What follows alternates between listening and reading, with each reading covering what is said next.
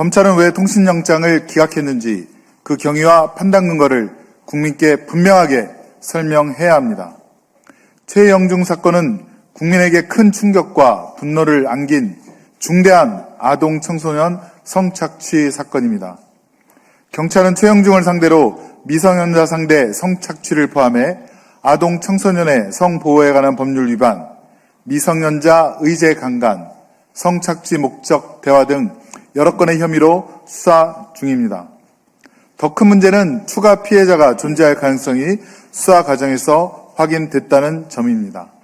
따라서 이번 사건은 현재 확인된 범죄에 그쳐서는 안 됩니다. 추가 피해자와 추가 범죄 여부까지 철저히 규명하는 방향으로 수사가 확대되어야 합니다. 이에 경찰은 범죄 행위가 주로 휴대폰과 채팅 앱을 통해 이루어진 점 등 추가 범죄 개연성을 고려해 최영중의 최근 1년치 통신 자료에 대한 통신영장을 신청했습니다. 그러나 검찰은 이를 무참히 기각했습니다.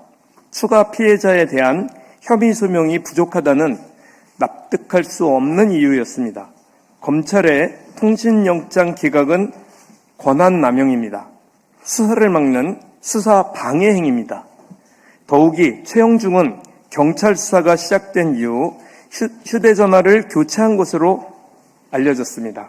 통신자료 확보는 추가 피해자와 공범, 추가 범죄를 확인하기 위한 핵심 수사였습니다. 그럼에도 검찰은 그 기회 자체를 차단했습니다. 더욱이 이번 통신영장 기각은 이례적입니다. 최근 5년간 통신영장 기각률은 2021년 8.92%에서 2025년 5.12%로 지속해서 감소해왔습니다. 그런데 이번 사건에서 검찰은 범죄 규명을 위한 핵심 수사를 스스로 가로막았습니다. 이는 검찰권의 본래 책무를 저버린 것입니다. 국민은 납득하기 어렵습니다. 국민은 왜 이런 결정이 내려졌는지 알 권리가 있습니다. 검찰은 통신영장 기각의 경위와 판단 근거를 국민 앞에 책임있게 설명해야 합니다. 또한 국민의힘 역시 책임을 벗어날 수 없습니다. 공당 소속 지방의원의 중대한 성착취 범죄에 대해 국민 앞에 책임있는 입장을 밝히고 재발 방지 대책을 제시해야 합니다. 미성년자 성매매 혐의와 성착취물 제작 의혹 등으로 경찰 수사를 받고 있는 최영중 전 청주시의원. 최 씨는 지난해 대선에서 당시 김문수 후보 서원구 선거연락소장을 맡으면서 정치활동을 시작한 것으로 알려졌습니다. 그런데 불과 1년 만에 국민의힘에서 바선거구 가번을 공천받아 청주시의원에 당선됐습니다. 공천 과정부터 의문이 제기됐습니다.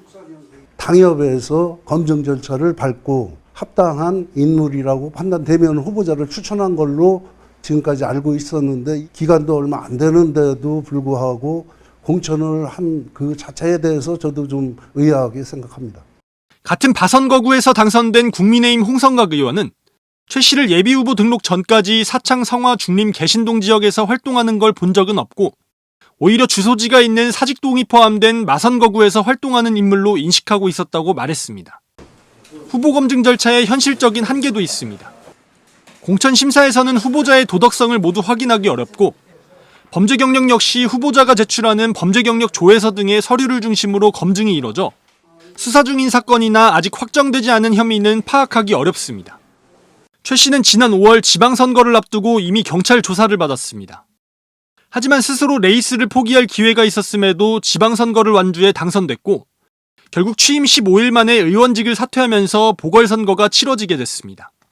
지방의원은 상당히 고위직의 공무원입니다.